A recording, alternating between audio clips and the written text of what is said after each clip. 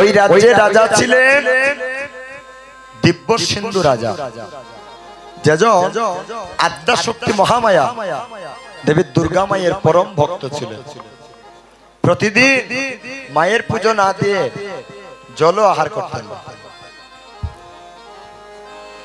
আর ওই রাজ্যে কুলপুরোহিত ছিলেন আবার অদ্বৈত আচার্যের পিতা কুবের আচার্য। বয়সটা যখন মাত্র 11 বছর, কুবের আচার্য প্রতিদিন রাজপ্রাসাদে পূজা করে।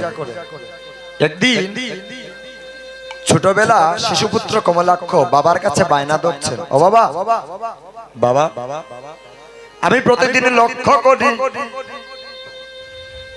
তুমি প্রভাত সময় স্নান আদি সমাপন করে প্রতিদিন কোথায় যেন তুমি যাও। আজ আমার মনে বাসনা, আজ আমিও তোমার সঙ্গে যাব। এই জগতে যদি আপনাদের সন্তান তার বাবার কাছে কোনো কিছু বায়না ধরে, বাবা কিন্তু ওই সন্তানের বাসনা পূর্ণ করতে হয়, তাই না বাবা? ছেলে মেয়ে যদি পিতার কাছে কিছু চায় তো বাবা কিন্তু দেওয়াটা তার কর্তব্য। এবার শিশুপুত্র কমলাক্ষ পিতার কাছে আবেদন জানাচ্ছেন, তুমি যেখানে যাও আমাকে নিয়ে যাও। পিতার সঙ্গে চললেন রাজপ্রাসাদে মায়ের পুজো দর্শন করতে। চলছে এইভাবে একদিন, 2 দিন, 3 দিন যেতে লাগলেন প্রতিদিন। হঠাৎ একদিন দিব্য সিন্ধু রাজার নয়নে ধরা পড়ল, বলে রাজ্যের সমস্ত ভক্তগণ প্রজাগণ পুজোর শেষে মাকে প্রণাম করে, কিন্তু একটা বালক শিশুপুত্র ওটা এই বালকটা কখনো মাকে প্রণাম করে না। খোঁজ নিয়ে দেখলেন এই ছেলেটা আর কেউ নয়, বলে কুবের আচার্যের পুত্র শিশুপুত্র কমলাক্ষ। একদিন পুজোর শেষে পিতা কুবের আচার্যকে ডাক দিলেন, ও কুবের, কুবের আমি প্রতিদিন লক্ষ্য করি আমার রাজ্যে প্রতিদিন তুমি পূজা করো, পুজোর শেষে তুমিও পর্যন্ত মাকে প্রণাম করো, কিন্তু কয়েকদিন যাবত লক্ষ্য করলাম তোমার শুনে যে তোমার পুত্র আসে, ওই পুত্র আমার মাকে কখনো একটা দিনও প্রণাম করতে আমি দেখিনি। তার মানে সে আমার মাকে অপমান করছে। আগামী কাল যদি তোমার পুত্র আমার মাকে প্রণাম না করে, তবে আমি তোমাকে আমার রাজ্য থেকে বিতাড়িত করে দেব। পিতা কুবের আচার্য এখনো বাক্য শ্রবণ করে বাড়িতে এসে শিশুপুত্র কমলাক্ষকে ডেকে বলছেন, কমলাক্ষ, ও বাবা বাবা তুমি প্রতিদিন আমার সঙ্গে যাও, আমি যার পুজো করি আমিও পুজো করে মাকে প্রণাম করি, কিন্তু তুমি তো কখনো একটা দিনও প্রণাম করনি বাবা, কেন বলো তো? ও আমি প্রণাম করব, আমি যে প্রণাম করব সে কি আমার প্রণাম গ্রহণ করবে? এ কি বললে? কথাটা পৌঁছে গেল দিব্য সিন্ধু রাজার কাছে। যাও বাবা, আগামীকাল আমি তোমার সঙ্গে যাব আর তোমার মাকে প্রণাম করব, যদি সে আমার প্রণাম গ্রহণ করে। হরি বল।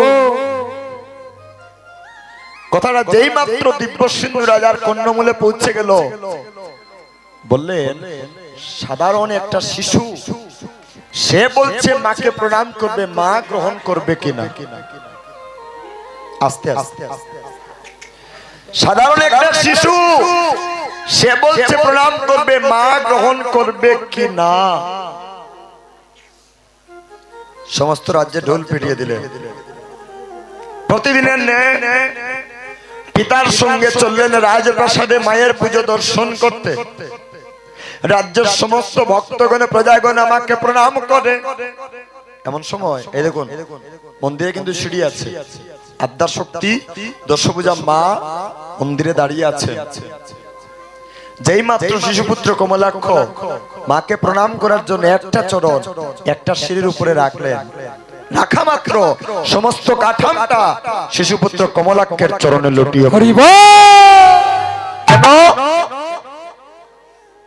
বলে স্বামী স্ত্রীকে প্রণাম করার পূর্বে স্ত্রী স্বামীর চরণে পড়ে গেল। যেজন পূর্বলীলায় দেবাদিদেব মহাদেব ছিলেন, যার হুঙ্কারে আমার গৌর হরি এই ধরাধামে অবতীর্ণ হন, আজকে এখনো সেই রসামৃত কথাগুলো আমরা আজকে আস্বাদন করছি। বলে স্বামী স্ত্রীর চরণে প্রণাম করার পূর্বে স্ত্রী স্বামীর চরণে পড়ে গেলেন। এবার দিব্য সিন্ধু রাজা দেখলেন এই ছেলেটা তো কোনো সাধারণ ছেলে নয়, বেরিয়ে দাও, ওকে বেরিয়ে দাও। এবার পিতা কুবের আচার্য চিন্তা করলেন আর তো উপায় নাই। ওই দিন রাত্রিবেলা শিশুপুত্র কমলাক্ষকে নিয়ে তিনি চলে গিয়েছিলেন নবদ্বীপের শান্তিপুরে। আমাদের বর্তমান সময়ে দাদা ও ঠাকুমা কথা বলো, আমাদের বর্তমান সময়ে আমাদের বাংলাদেশে প্রত্যেকটা অঞ্চলে অঞ্চলে গ্রামে গ্রামে কিন্তু স্কুল কলেজ বিদ্যালয় আছে, কিন্তু তখনকার সময় ভাবে সচরাচর পড়াশোনা করার মতো স্থানটা ছিল না। তো অদ্বৈত আচার্য নবদ্বীপের শান্তিপুরে তিনি গ্রন্থ অধ্যয়ন করতে লাগলেন।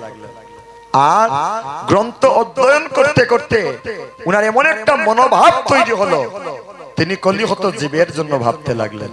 তাই মহাজন বলছে, আসিয়া অদ্বৈত রায় সম্মুখে দেখিতে পায় কলির গুরু বড়ই অন্ধকার, নাই করি ভক্তিলে মায়ায় মুগ্ধ সর্বদেশ, অদ্বৈত বলে করি কি উপায়। আস্তে আস্তে আমরা হচ্ছি কলিহত জীব, আমরা কলিহত জীব। কলি শব্দের অর্থ হচ্ছে যে ফুল সম্পূর্ণভাবে প্রস্ফুটিত হতে পারে, আর হত শব্দের অর্থ হচ্ছে মৃত। বলবেন কি বলছেন, আমরা তো জীবিত না দাদা। আমরা যদি জীবিত থাকতাম, আমাদের দেহে যদি চৈতন্য থাকতো, তাহলে আজও রাস্তার ধারে ধারে 5 সন্তানের মা ভিক্ষা করতো না। আমাদের দেহের মধ্যে যদি চৈতন্য থাকতো, মা কীর্তন তো আজকে বাংলা ভারতের প্রতিটি প্রান্তে প্রান্তে ঘরে ঘরে কীর্তন হয়। বলুন আমাদের কয়টা সমাজ ঠিক হচ্ছে? আমাদের মধ্যে যদি চৈতন্য থাকতো, তাহলে এক গ্রামে 10টা সনাতন ধর্মাবলম্বী থাকলে 2-3টা দল হইতো না। আমাদের মধ্যে যদি চৈতন্য থাকতো দাদা, তাহলে আগেকার দিনে একটা কলসির দলে 5টা কলসি ভরতো, আর এখন 5টা কলসির দল দিয়েও একটা কলসি ভরে না। বলবেন কি বলছে? বলে একজন মায়ের স্তনদুগ্ধ পান করে 5টা সন্তান বড় হলো, আর সন্তান যখন বড় হয়ে যায়, একজন ডাক্তার, কেউ পুলিশ, কেউ ইঞ্জিনিয়ার। বাবা বড় ছেলের ঘরে 1 মাস, আর মা ছোট ছেলের ঘরে 1 মাস। অথচ একটা সন্তানের মনে বাসনা জাগে না, বলে আমি তো আমার মায়ের স্তনদুগ্ধ পান করে বড় হয়েছি, আমি একা আমার মা বাবাকে সেবা দেব। কীর্তনটা আমরা মনে করি শুধু গান, নৃত্য, দামাই, আদৌ কি এগুলো না বাবা। কীর্তন শব্দের অর্থ হচ্ছে সমাজের কল্যাণ, কীর্তন শব্দের অর্থ হচ্ছে সমাজের উন্নতি, কীর্তন শব্দের অর্থ হচ্ছে সমাজের শিক্ষা, কীর্তন শব্দের অর্থ হচ্ছে ভগবানের কীর্তিকে হৃদয়ে ধারণ করা। আজকে যে ভাগ্যবান কমিটি বৃন্দ ভক্তের দ্বারে দ্বারা ভিক্ষা করিয়া এত টাকা খরচা করে এখানে কীর্তনটা দান করছেন, কেন বাবা? আস্তে আস্তে এই কীর্তন শ্রবণ করিয়া যদি একজন ভক্তের মনে যদি কৃষ্ণ ভক্তির হৃদয় হয়, একটা সন্তানের মনে যদি মাতৃভক্তি পিতৃভক্তির হৃদয় হয়, তাহলে এখনো এত টাকা খরচায় এই টাকায় মনে করবেন ফল ধরেছে। হরি হরি বল।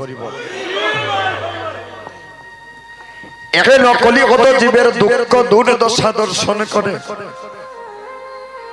পাপে পাপাচ্ছন্ন চুরকে বাঁধে, চুরকে ছাড়িয়া দে, সাধুকে বাঁধে, প্রতীককে লাগাইয়া ফাঁসি। ন্যায়ের বিচার এই কলির যুগে আপনি পাবেন না। যে চুর তারে ছাড়িয়া দে, আর যে সাধু তারেই বাঁধে। আর রাস্তাঘাটে কেউ পাইলে এর ফাঁসি।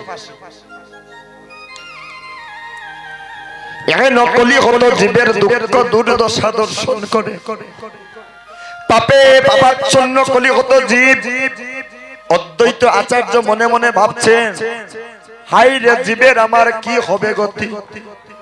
কৃষ্ণ নামে কলিজীবের কোনো মতি নাই, কৃষ্ণ নামে কলিজীবের কোনো মতি নাই। পাপে পাপাচ্ছন্ন কলিহত জীব মনে মনে ভাবছেন, আমি তো একা, আমি তো একা, আমি একা কলি জীবের জন্য কি করতে পারি।